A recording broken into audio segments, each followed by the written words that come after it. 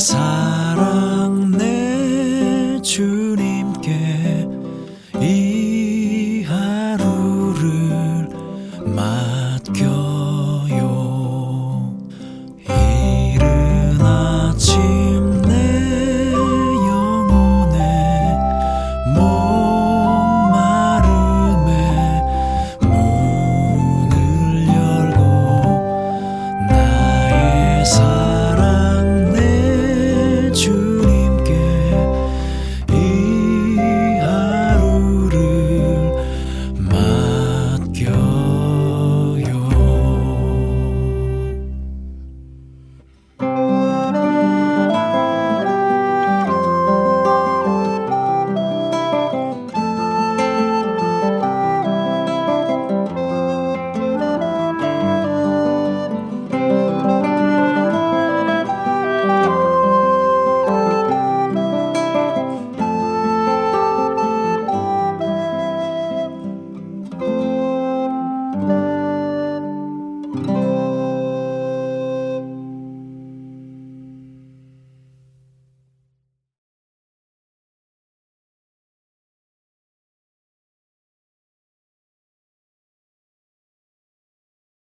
(4월 26일) 4월 마지막 주 온라인 예배를 하나님 앞에 드리겠습니다. 이 시간 가정에서 우리 함께 마음을 모아서 하나님 앞에 예배하기 원합니다. 같이 기도하겠습니다. 여호와여, 내가 만민 중에 주께 감사하고 문 나라 중에서 주께 찬양하오리니 주의 인자하심이 하늘보다 높으시며 주의 진실은 궁창에까지 이르나이다. 하나님이여, 주는 하늘 위에 높이 들리시며 주의 영광은 온 땅에서 높임 받으시기를 원하나이다. 오늘 주님의 영광을 찬양하며 우리가 함께 예배하기 원합니다. 온 땅에 주의 영광이 우리의 예배를 통하여 선포되게 하시고 하나님께서 영광 받으시는 예배와 은혜의 시간이 되게 하여 주옵소서. 모든 걸 주님 앞에 의지하올 때에 감사드리며 예수님 이름으로 기도드리옵나이다. 아멘. 이 시간에 우리 찬송가 찬양 드리겠습니다. 457장 주의 곁에 있을 때.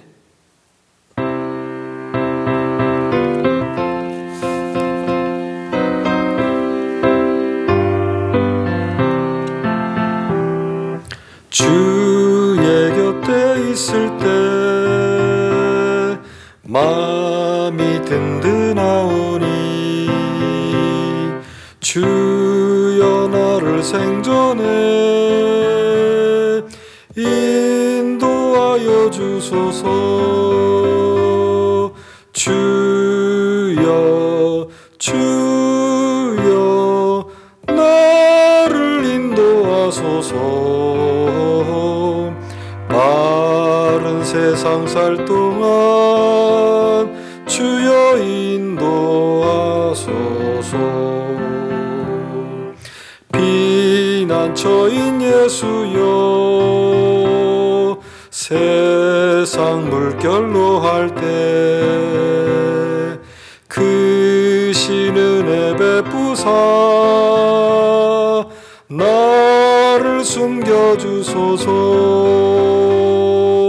주여 주여 나를 인도하소서.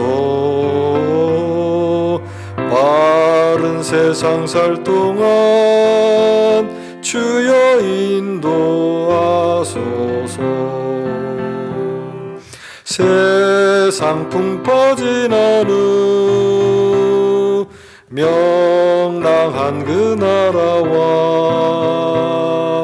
눈물 없는 곳으로 들어가게 하소서.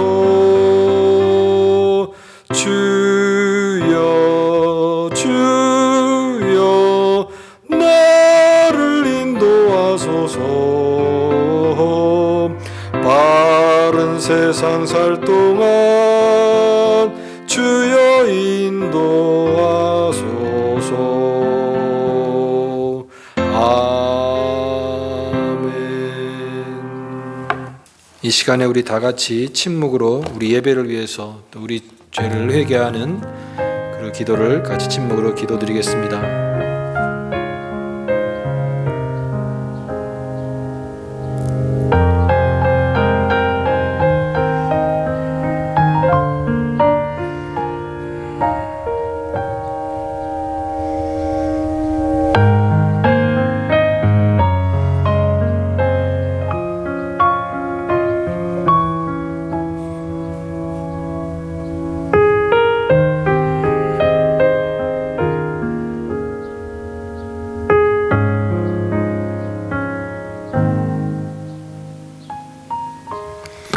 자비로우신 하나님 아버지, 주의 은혜와 사랑을 감사드립니다. 오늘 4월의 마지막 주일 예배를 하나님 앞에 드릴 수 있도록 저희들 인도하시고 함께 하시니 감사드립니다. 오늘도 하나님 앞에 저희들 가난한 마음을 가지고 주의 은혜를 사모하며 주님 앞에 나아가기 원합니다. 이 시간에 주님께서 우리 예배를 받아주시고 우리의 삶 속에 필요한 하나님의 놀라운 은혜로 이 시간에 충만히 채워주시기를 간절히 빌고 원합니다. 성령 충만하게 하시고 우리의 마음속에 더욱더 믿음을 더하셔서 하나님 앞에 더욱더 담대히 나아가며 믿음으로 살아가는 저희들의 삶이 될 수 있도록 은총을 더하여 주옵소서. 비록 저희들이 함께 모이지 못했지만 함께 소망 가운데 다시 모일 날을 저희들이 바라보게 하시고 또 이 시간에 저희들이 인내하며 더욱더 하나님 은혜 가운데 강건한 믿음의 사람들로 세워지는 저희들 될 수 있도록 인도하여 주옵소서. 하나님 아버지, 또한 우리 자녀들 위해서 기도합니다. 우리 자녀들 가정에서 또 여러 가지 하나님 모든 과정 속에 하나님께서 함께 하셔서 그들의 믿음이 더욱더 세워지게 하시고 하나님께서 세우시는 귀한 믿음의 자녀들로 성장할 수 있도록 하나님께서 눈동자처럼 지켜주시고 함께 하시기를 간절히 빌고 원합니다. 하나님, 이 지역사회를 주님께서 기억하여 주시고 또 어려움 당한 모든 상황 속에서도 하나님께서 베푸시는 은총을 통하여 회복이 되어지고 우리의 일상이 다시 한번 회복되어서 아버지 하나님 더욱더 귀한 믿음으로 나아갈 수 있는 저희들의 삶이 될 수 있도록 주께서 저희들과 함께 하시기를 간절히 빌고 원합니다. 오늘 모든 예배에 주님 앞에 저희들이 마음을 모아서 주님 앞에 드립니다. 하나님께서 이 예배를 받으시고 우리들에게는 큰 은혜와 위로의 시간, 또 하나님의 말씀을 통하여 그 말씀을 깨닫고 그 말씀을 순종하며 열매를 맺을 수 있는 복된 시간으로 주님께서 삼아 주옵소서. 모든 찬양과 영광과 경배를 주님 앞에 올려드립니다. 감사드리며 예수님 이름으로 기도드리옵나이다. 아멘.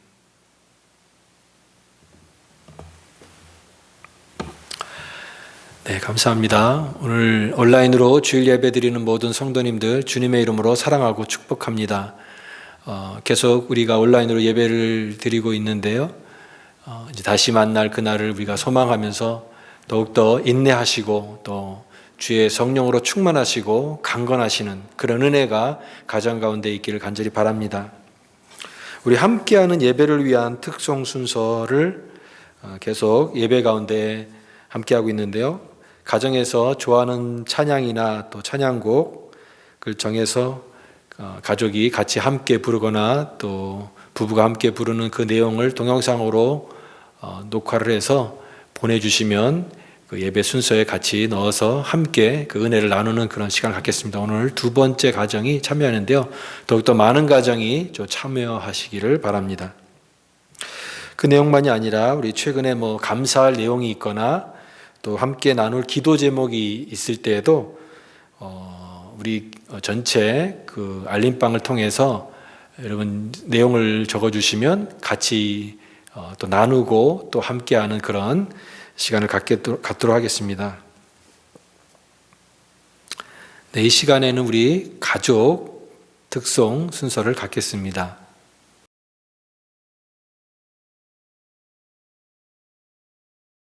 안녕하세요. 오늘 저희 가족이 부를 찬양은 찬송가 563장 예수 사랑하심은입니다.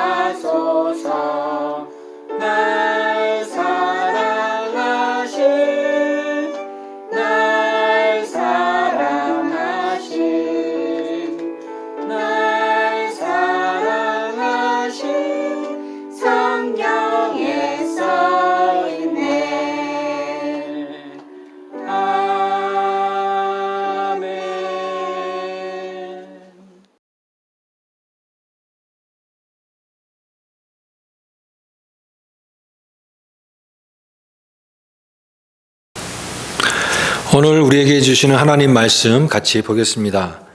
창세기 13장 1절에서 9절 말씀입니다. 창세기 13장 1절에서 9절 말씀을 우리 한 목소리로 같이 읽겠습니다. 아브라함이 애굽에서 그와 그의 아내와 모든 소유와 롯과 함께 네겝으로 올라가니 아브라함에게 가축과 은과 금이 풍부하였더라.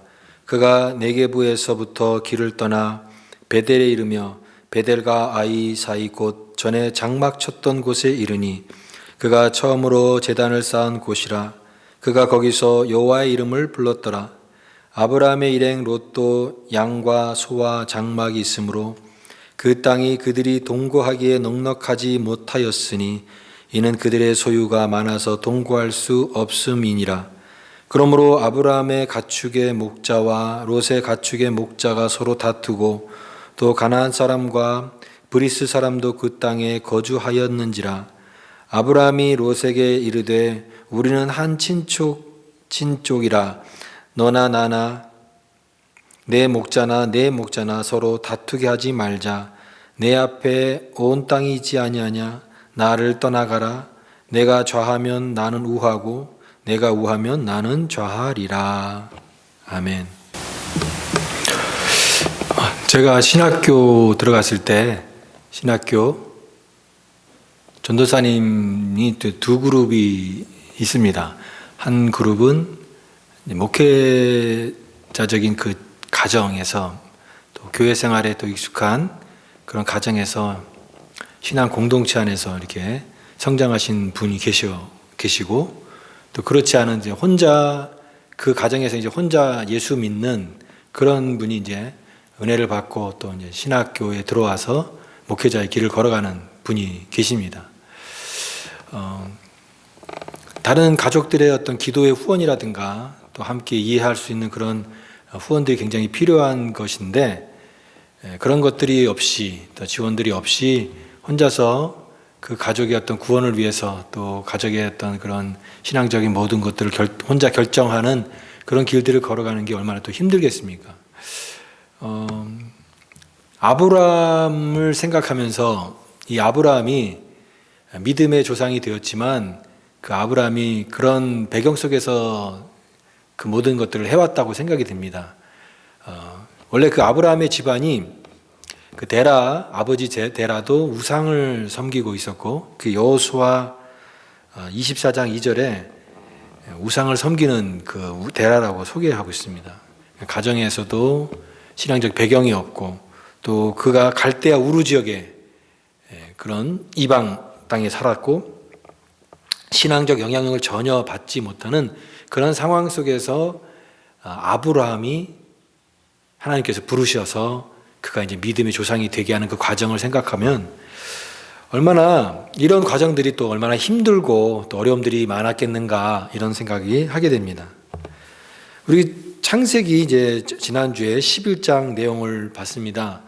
하나님의 그 뜻과 거역해서 바벨탑을 쌓는 인간들의 모습을 하나님께서 심판하시고 이제 그리고 나서 시작되는 게 창세기 12장인데 창세기 12장이 중요한 이유는 하나님께서 한 사람 아브라함을 부르셔서 하나님의 구원의 역사를 이루어 가시는 그 본격적인 장면이 아브라함의 부르심부터 시작됐기 때문에 12장 내용이 참 중요하다고 생각이 됩니다. 11장에 이제 그 바벨탑 사건 이후에 어느 누구도 하나님의 이름을 부르고 하나님 앞에 찬양하고 하나님을 예배하는 그런 사람들의 모습이 소개되고 있지 않습니다. 그러니까 그 족보로 따지면 200년 이상의 어떤 긴 침묵 기간이 있고 나서 그 침묵 기간에 아무런 사건이 없다가 처음으로 하나님의 부르심을 받은 사람, 그 사람이 바로 이제 아브라함이다라는 것입니다.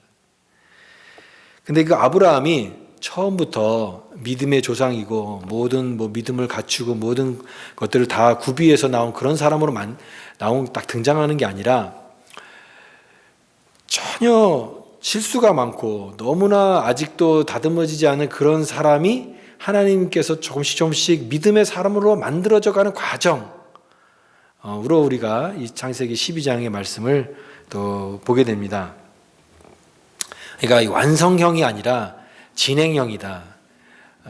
만들어져 있는 그런 모습을 보면 우리가 신앙적인 어떤 도전과 또 그런 위로를 경험하는 것이 좀 적다고 생각이 됩니다.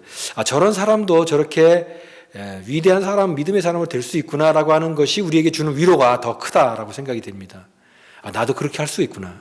나도 이렇게 하나님께서 붙드시는 은혜를 통해서 내가 얼마든지 훌륭한 믿음의 사람이 될 수 있구나라고 하는 측면의 그 위로가 또 아브라함을 통해서 우리가 또 생각하는 그런 것입니다. 근데 왜 우리가 12장의 내용을 건너뛰어서 13장에 와서 오늘 말씀을 보게 되냐면, 이 12장에 이제 우리가 잘 아는 그 아브라함의 그 부르심으로 시작해서 13장의 내용에 오게 되는데요. 12장은 하나님의 부르심도 있었지만 그 부르심에 따라서 갔던 그 아브라함이 많은 실수가 나옵니다. 그런데 13장에 가서는 그 아브라함이 굉장히 다른 그런 아브라함이 되었어요. 우리 그런 말이 있잖아요. 사람이 달라 보인다고. 13장에서 만나는 그 아브라함은 굉장히 달라 보이는, 정말 변화된 그런 아브라함의 모습이에요. 그것을 알 수 있는 구체적인 그런 게 오늘 그 13장의 본문에 나와 있는 그 자기 조카 롯과 그 땅을 이제 그 분배하는 그런 과정 속에서 나오는 이야기인데요.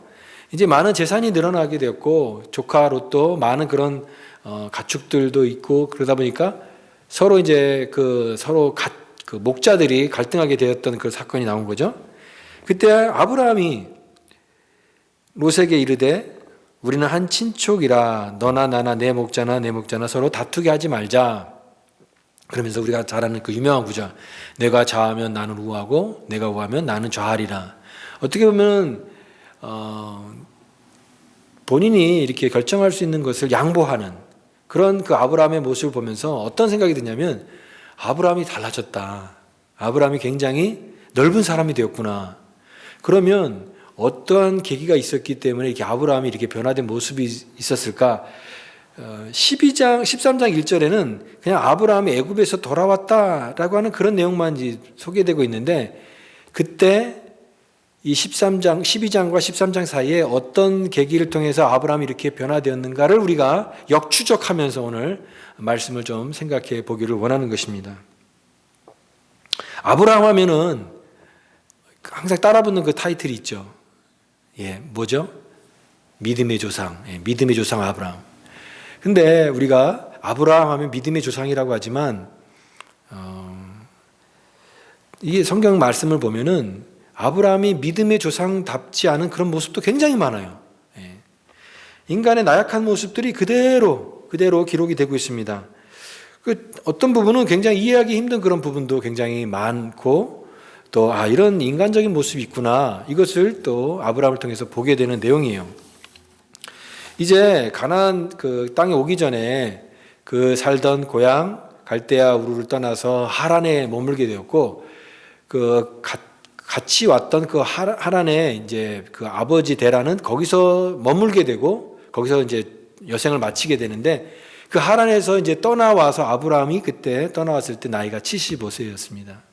그리고 이제 가나안 땅에 오게 되었고 거기서 정착을 하는데 12장 10절에 보면은 그 땅에 기근이 들었다고 그랬습니다. 땅에 이제 그 기근이 드니까 이제 많은 가족들을 거느리고 왔던 그 가장으로서 아브라함은 어떤 방도를 구할 수밖에 없었던 것이죠. 그래서 애굽으로 내려간 기록이 나오는 것입니다. 어떻게 보면 이런 선택과 이런 결정들은 당연한 것이에요. 가족들의 그 생계를 위해서 그가 선택할 수 있는 그런 것이에요. 그런데 우리가 항상 아브라함을 통해서 볼 때 이 신앙적인 관점으로 볼 수밖에 없습니다. 그런데 그 신앙적 관점으로 볼 때는 이와 같은 애굽으로 내려간 그 자체가 잘못된 것이 아니라 하나님의 인도하심을 묻지도 않고 그가 결정을 해서 인간적인 방법으로 갔다라고 하는 것이, 이게 불순항적인 모습인 것이죠. 말씀을 쫓아간 그 아브라함의 모습이 여기에 나와 있지 않습니다. 그러니까 믿음의 그 사람 아브라함이 아니라 믿음이 전혀 없는 그냥 일반 사람과 평범한 그런 아브라함의 모습이 또 여기 소개되고 있는 내용이에요. 그리고 나서 이제 애굽으로 내려가서 어떤 일이 있었습니까? 그 아내 사례의 아름다움 때문에 애굽의 그 바로로부터 이제 또 그 아내를 갖다 혹시나 빼앗기게 되고 자기가 이제 그런 불이익을 당하거나 죽임을 당할 수 있다라고 하는 그 두려움이 아브라함 마음속에 있어서 그 어떻게 행동합니까? 거짓말하게 되죠. 아내를 자기 누이라고 속이게 됩니다. 원래 그 아브라함과 사례는 그 이복 누이와 결혼한 것입니다. 옛날 시대에는 또 그렇게 친척 간에 그런 결혼을 했기 때문에 아브라함도 창세기 20장에 보면은 그녀는 나의 이복 누이다라고 하는 그 표현이 나와요.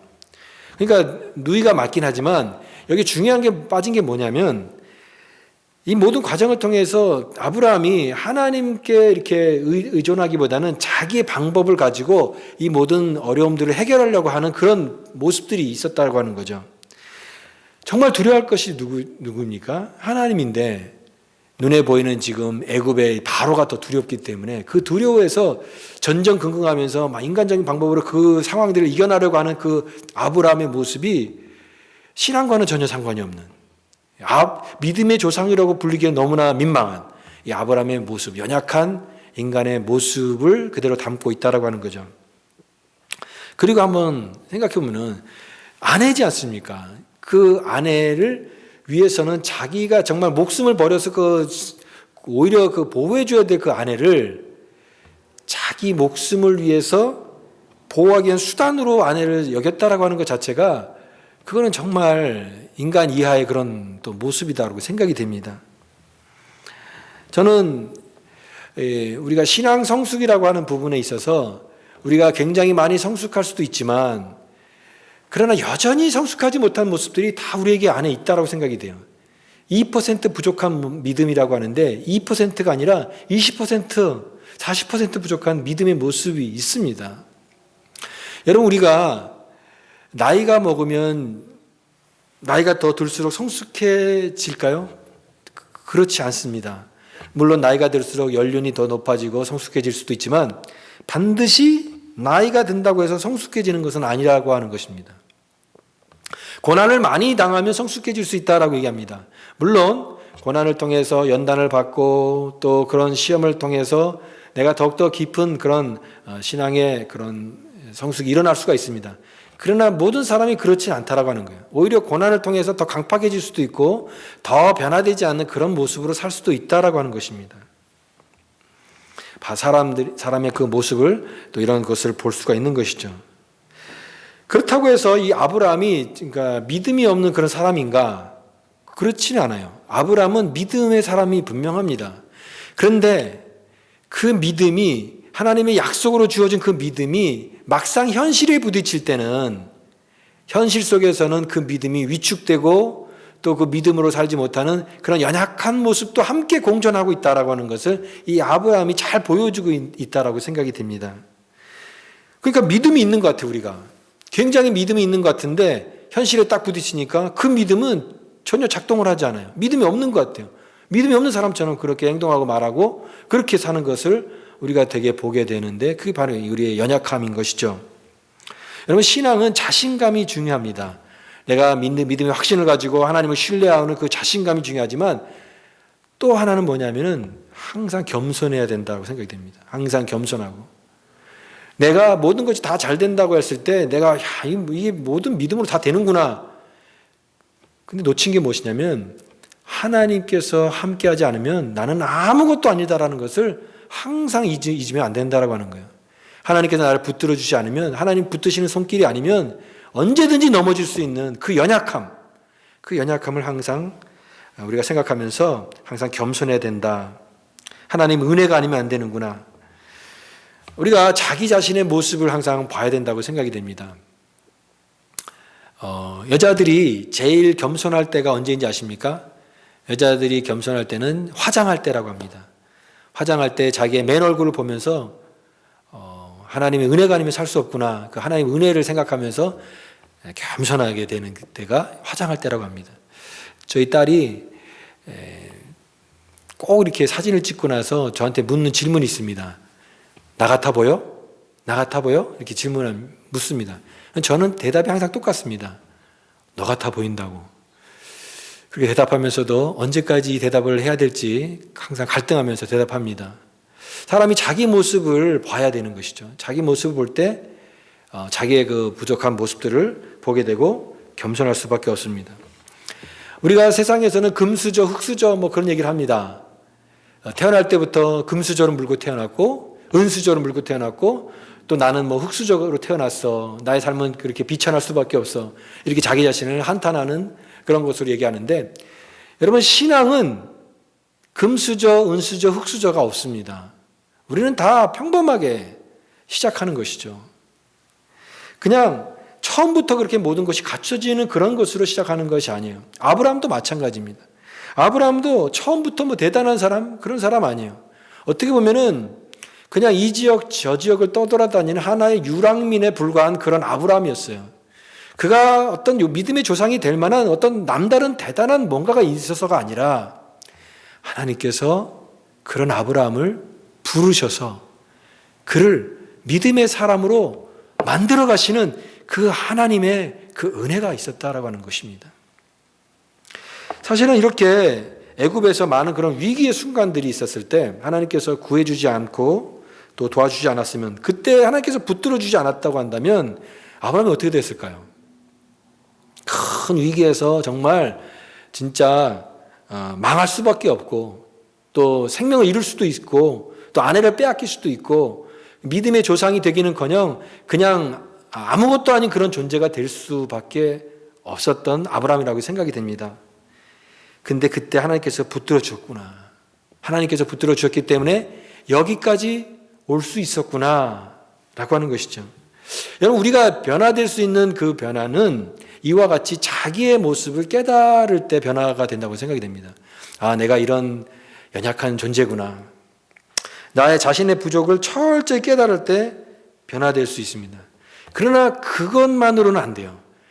한 가지가 더 있습니다. 더 근본적인 건 뭐냐면, 그런 나를 그럼에도 불구하고 계속해서 나를 붙드시고 나를 축복해 주시는 그 하나님을 경험할 때 우리는 변화될 수 있다라고 믿습니다. 그 하나님이 내 부족한 모습에도 불구하고 나를 붙드시고 나에게 복을 주시고 나와 함께 하시는 그 하나님이 어떤 분이신가, 그것을 생각하고 경험하게 될 때 우리는 변화될 수 있는 것입니다. 분명히 아브라함은 믿음의 사람답게 살지 못했습니다.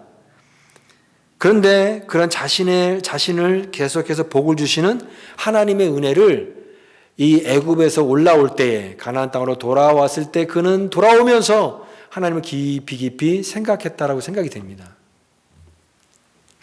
그렇게 큰 잘못을 저질렀는데 하나님께서 어떻게 하셨습니까? 그를 보호해 주셨어요.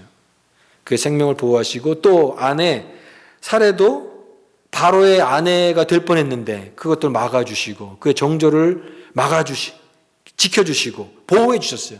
그 가족이 머리털 하나 상하지 않고 하나님께서 완벽하게 보호해 주셔서 다시 돌아올 수 있게 하셨습니다. 그리고 그것만이 아니에요.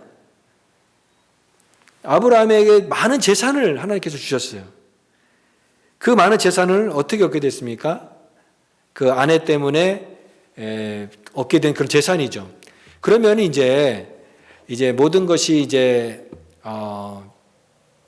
하나님께서 바로를 치셔가지고 깨닫게 하셔가지고 네가 거짓말했구나. 네 아내를 다시 데려가라라고 했을 때 데려가면서 그에게 줬던 그 재물도 다시 달라고 할 수 있잖아요. 근데 달라고 하지 않고 그대로 돌려주면서 이제 데려가라. 그 모든 소유물을 보내었더라. 12장 20절에 나와 있습니다. 보내었다라고 하는 것은 이제 그 애굽의 국경까지 안전하게 그 재물을 가져갈 수 있도록 이렇게 보냈다는 그런 얘기입니다. 그래서 13장 2절에 보면은 아브라함에게 뭐가 많아요? 가축이 많대요. 은과 금이 풍부하였더라. 진짜 부유해진 거예요. 거부가 되고 부유해졌습니다. 어떻게 보면은 아내 때문에 얻게 된 재물인데 하나님께서 이 모든 그 어려움들 속에서도 그에게 더욱더 복을 주시는 것을 경험했던 거예요. 이건 우리가 하나님께서 아브라함을 택하시고 부르신 그 아브라함을 얼마나 하나님이 사랑하시는가를 깊이 깨달을 수 있는 그런 대목입니다. 그리고 멀리 보면은 하나님께서 이 아브라함을 처음에 부르셨을 때 뭐라고 말씀하시냐면 너로 큰 민족을 이루고 복을 주어 내 이름을 창대하게 하며 너는 복의 근원이 될지라. 하나님께서 그 말씀하신 내용은 신실하신 하나님께서 그 약속을 지키신다라고 하는 거죠. 인간의 실수와 인간의 허물에도 불구하고 그 약속하신 하나님은 변하지 않고 그 약속을 지키시는 그 신실하신 하나님, 그 약속의 말씀 때문에 아브라함을 끝까지 인도하시는 그 하나님의 그 신실하심을 우리가 여기서 말씀을 통해서 깨달을 수 있는 것입니다. 그러니까 아브라함은 이제 애굽을 떠나서 가나안 땅에 돌아오면서 그것을 생각했을 거예요. 무슨 생각을 하면서 왔을까요? 나는 이렇게 하나님께서 주신 말씀을 까먹고 큰 잘못을 저질렀는데 하나님은 나에게 그렇게 대하지 않으시고 나에게 한결같이 대하셨구나. 하나님, 저는 당신과 약속을 버렸는데 주님은 주님의 약속을 끝까지 지켜주시는 분이십니다. 나는 이제 주님을 절대로 떠나지 않겠습니다. 주님 감사합니다. 주님 정말 감사합니다. 이제 다른 것 바라보지 않고 주님 한 분만 바라보면서 살겠습니다. 이런 그런 마음을 가지고 아브라함이 가나안 땅에 돌아오지 않았을까, 그런 생각을 하게 됩니다. 반드시 그랬을 것이에요. 다시 돌아온 아브라함은 그냥 몸만 왔다 온 것이 아니라 정말 하나님을 경험하고 그 은혜를 통해서 변화된 아브라함으로 돌아오게 되었다라고 하는 것입니다. 여러분, 우리 신앙은 언제 성숙할까요? 우리의 신앙이 언제 도약이 될까요? 그것은 내가 얼마나 부족한 인간인가, 얼마나 하나님 앞에서 불성실한가, 이것을 깨달을 때도 되지만, 그러나 더 중요한 것은 그럼에도 불구하고 나를 끝까지 신뢰하시고 나를 붙들어 주시고 나와 함께 하시고 나에게 복을 주시는 그 하나님을 내가 체험하고 경험하게 될 때, 그때 우리의 삶의 변화와 성숙이 일어날 수 있다고 믿습니다. 바로 하나님 약속을 지키시는 그 하나님을 알게 되는 것이죠. 우리가 그런 은혜를 알지 못하게 되면 여전히 똑같은 모습으로 살아갈 때가 많아요. 그냥 애굽으로 갔다가 가나안으로 갔다, 몸만 왔다 갔다 하는 그런 인생이 되면은 아무리 많은 것을 경험한다 할지라도 우리의 신앙의 변화와 성숙은 일어나지 않게 되는 것입니다. 은혜를 통한 변화 없이 살아갈 때가 너무나 많은 거예요. 어떤 변화도 없이. 오늘 많은 사람들이 말씀을 읽어도 또 어떤 은혜를 느끼지 못하는 그런 증상을 갖고 살아가는 사람이 많다고 생각이 됩니다. 그것을 은혜 불감증이라고 얘기할 수 있어요. 은혜가 없는 거예요. 하나님께서 많은 그런 은혜가 있는데도 불구하고 나는 은혜를 못 느끼겠다. 점점 감각이 없고 웬만한 감동도 은혜도 별로 느끼지 못하는 은혜 불감증을 가지고 살아가는 사람들이 참 많다고 생각이 됩니다. 그런 말이 있어요. 연애는 글로 배울 수 없다. 책을 통해서 아무리 배운다 할지라도 연애는 실제로 해보면서, 사랑을 해보면서 느끼는 것이죠. 여러분, 은혜도 마찬가지라고 생각이 됩니다. 은혜는 글로 배우는 것이 아니라 내가 체험할 때 느낄 수 있습니다. 하나님의 은혜는 내가 삶 속에서 내가 체험해야 되는 것이에요. 내가 경험하게 될 때 은혜가 되고 그 은혜가 나의 삶 속에 변화가 되어지는 것입니다. 하나님이 어떤 분이신가? 하나님이 어떤 분이신가를 내가 삶 속에서 체험하고 경험하게 될 때 그것이 나를 변화로 이끄는 그것이 된다라고 믿습니다. 특별히 실패를 통해서, 오늘 아브라함의 모습처럼 실패를 통해서 우리는 하나님을 경험할 수 있습니다. 나는 신실하지 못하고 나는 실수하고 자격이 없는 그런 모습으로 살아가는데도 불구하고, 그럼에도 불구하고 하나님은 변함없이 나를 붙들어 주시고 나와 함께 하시고 은혜로 붙들어 주시는 그 하나님을 내가 체험하게 될 때, 내가 그 하나님 은혜 앞에서 나는 변화된 그런 믿음의 사람으로 그렇게 변화되는 성숙이 일어날 수 있다고 믿습니다. 오늘 이 은혜의 불감증 시대 속에 살아가면서 여러분, 은혜가 없다라고 고백하지 말고 아닙니다. 하나님의 은혜는 있습니다. 내가 깨닫지 못하고 체험하지 못하기 때문인 것을 깨닫고 하나님 그 은혜를 깊이 깨닫게 하여 주옵소서. 그 은혜를 체험함으로 말미암아 내 삶 속에 변화와 성숙과 놀라운 은혜가 나타나는 그런 믿음의 사람, 그렇게 거룩한 주의 백성의 삶이 되어질 수 있기를 간절히 바랍니다. 은혜 없는 사람 되지 말고 은혜 받아서 성장하고 한 단계 나아가는 그런 믿음의 사람이 될 수 있기를 간절히 축복합니다. 기도하겠습니다. 하나님 아버지 감사합니다. 오늘도 우리에게 이와 같은 변화를 주시고 성숙의 단계로 나아갈 수 있는 은혜를 체험할 수 있는 믿음의 사람 되게 하여 주옵소서. 지금은 우리 주 예수 그리스도의 은혜와 하나님 아버지의 무한하신 사랑과 성령님의 감화 감동 역사 충만 교통하심이 놀라운 하나님의 은혜를 깨닫고 우리의 삶의 변화와 성숙을 위해서 한 걸음 한 걸음 나아가는 믿음의 삶을 살기를 다짐하는 우리 모든 믿음의 성도들, 그들이 섬기는 가정과 직장과 자녀들 위해 이제로부터 영원토록 함께 하시기를 간절히 축원하옵나이다. 아멘.